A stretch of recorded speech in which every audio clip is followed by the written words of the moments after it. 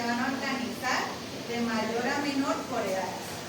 Con mímicas, en silencio. De mayor a menor por edades.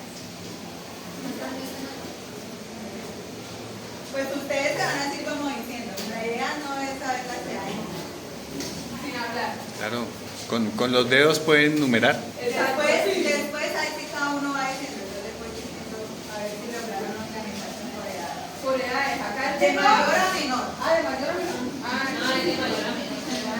sin hablar, sin hablar. De mayor. De mayor a menor.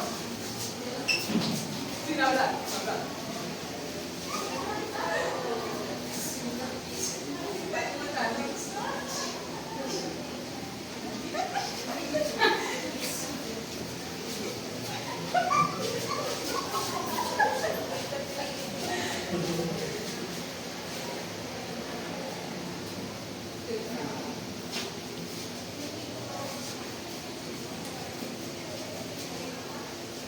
Tranquilo, lo voy a llevar para ti.